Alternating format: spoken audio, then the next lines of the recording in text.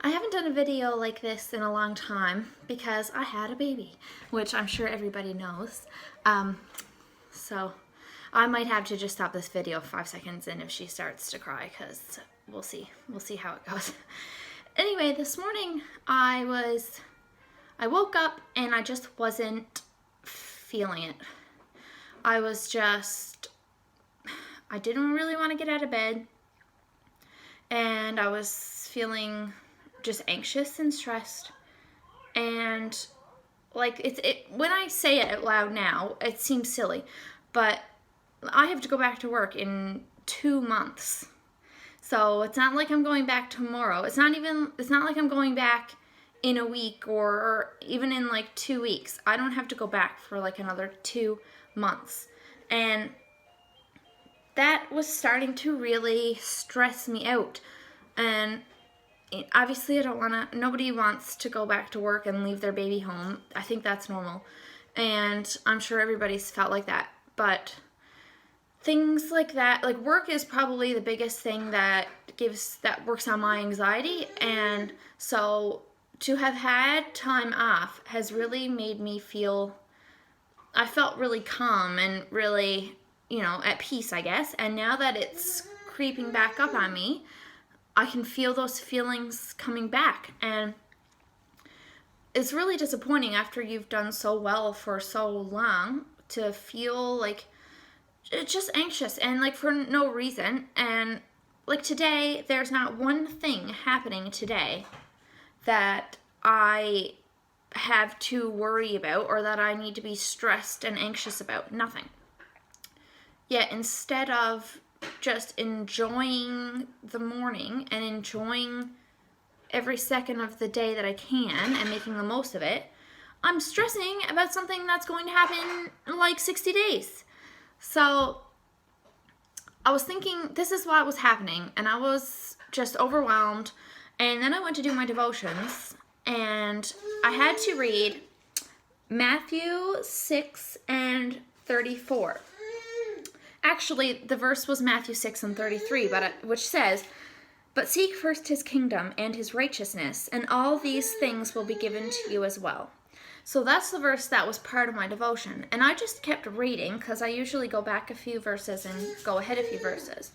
And verse 34 said, "Therefore, do not worry about tomorrow, for tomorrow will worry about itself. Each day has enough trouble of its own." And that's not the first time that I've read that verse. It's not the first time that I've had this revelation of like, oh yeah, right, duh, I'm not supposed to be doing this. But I just find that this is something that it never hurts to have this reminder again that like there's no point to worry about what's going to happen in 2 months. Like, we don't know, there's no way of knowing if we're even still going to be here in 2 months or if we're going to even be here in a week from now.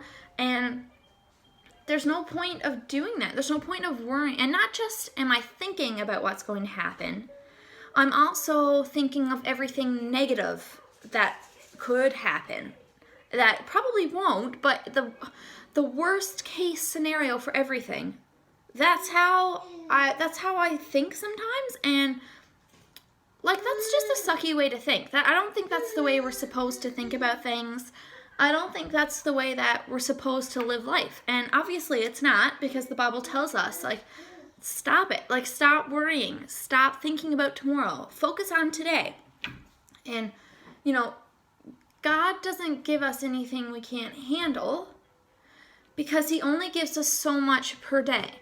It's on us if we take on today's struggles and tomorrow's struggles and the struggles that are going to happen in 2 months from now on the same day. That's probably going to be too much to handle because that's not how we're designed. That's not how we're supposed to live life. We're supposed to live life for this 24 hours right now. We have enough strength. God has given us enough strength to deal with whatever these 24 hours are going to give us. Tomorrow, we build it up again, we start again. And then, like, that's how I think we're probably built.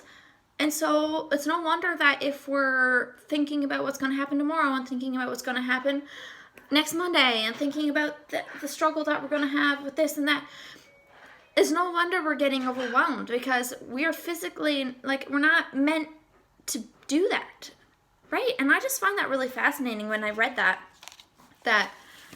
I just need this reminder. It's something that is probably one of the easiest sins to commit, I think, because you do it and you don't even realize that you're doing it, kind of thing. And I've had to say, like, okay, God, like, forgive me. I've wasted this entire day focusing on everything that could go wrong in like a week from now, and I missed out on everything you had for me today. And I don't think I'm the only one that does this, so I just wanted to, like, sort of share my thoughts. And I watched one of my favorite movies. It's called About Time, and I don't know if anybody's ever seen it. It's got Rachel McAdams in it. It's on Netflix if you want to watch it.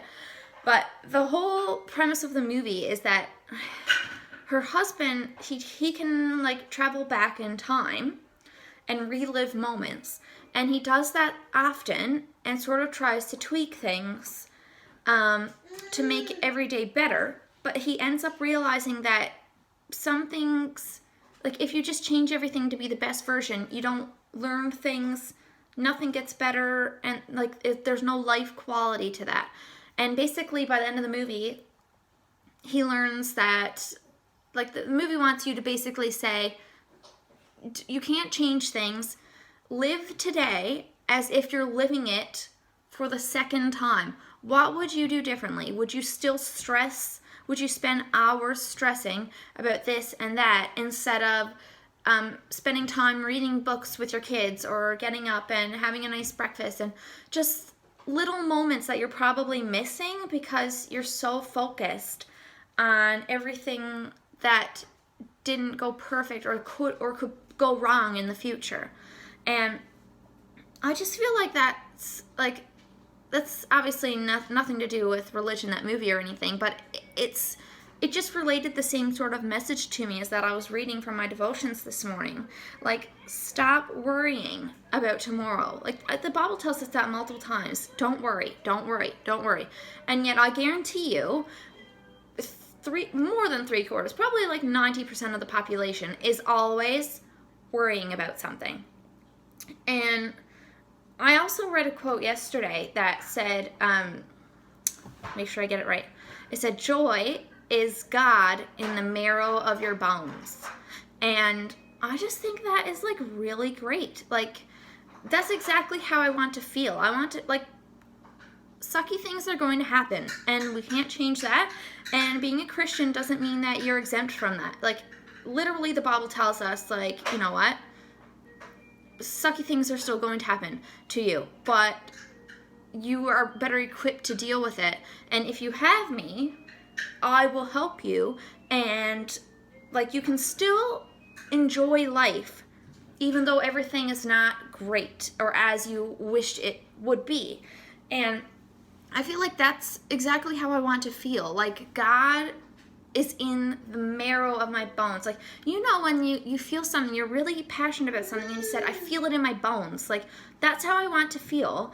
But I want to be, like, saturated from head to toe just with joy and, like, with God, and knowing that I have help, and, like, the Holy Spirit is in me. It's literally filling my body with strength, with encouragement, with get up and go, with courage to do everything that I have to do. And I can do all of that and appreciate that and be thankful for the blessings, even though not everything is perfect. And I just wanted to, like, I really needed to hear that today, that, like, today there will be blessings, but I might miss them if I'm stressing about what's going to happen, well, for me, in a couple months. And if you are going to have blessings today, I guarantee you there's things that God is giving you blessings throughout the day. But if you're worried about what's going to happen at work tomorrow, or if you're worried about, you know, something at school or something to do with your relationships and things like this, or problems happening in the family, like just things that are obviously going to envelop your mind. And I'm not saying that you shouldn't be worried about your kids or your relationships and stuff like that. Not that. It's like you should be interested in those things and interested in making those relationships better and things like that. And obviously you're going to be concerned about your kids. I don't think there's anything wrong with that kind of worry. It's the worry when you're almost making it an idol, so you're missing out on the blessing that God gave you. And I don't necessarily mean he's going to be like, here's a blessing, like, here's $500 you just won on a Timmy's card. That's not what I mean. I mean things like, I don't know, like if you like the outdoors, like a really nice snowfall, or if you're going for a walk and there's like a bunch of wildflowers, if you're into that kind of stuff, or, just little blessings that are made and designed especially for you that you're missing because you're focusing on things that you're told not to do, basically.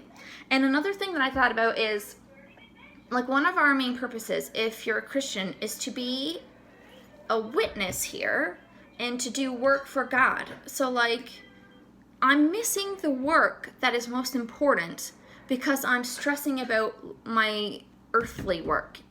Do you know what I'm saying? Like, I'm not being an example. I'm missing opportunities to witness. I'm missing opportunities to show God's love and to show God through me because I'm so focused on what's happening to my personal life and everything that could potentially go wrong. And I'm missing the opportunity to be an ambassador for God here. I see you. So anyway, that's basically all that I had to say. I was just thinking about it myself, and I thought, you know what, maybe somebody else needs the reminder that, like, do not worry. There's no point. It adds nothing to your life. It takes everything away, and you miss opportunities that you're never going to get back. And, like, this day is going to pass. You're never going to get it again. And every day is going to be different. So, and another thing is that people are constantly looking to you, and, like, why would people want what you have and the relationship that you have with God if you're constantly just down in the dumps, upset, and, just anxious and worried, and, like, you're not showing that you have God's help because you're not using it the way you're supposed to. So anyway, that's just something that I thought about. Life is tough. You're going to have obstacles, but you have the strength to get through what you need to get through today. Don't focus on tomorrow. Don't focus on the next day. Enjoy today. Look for the blessings because they're going to be there. And yeah, just live life as an ambassador for God. Bye. Hope you have a good day.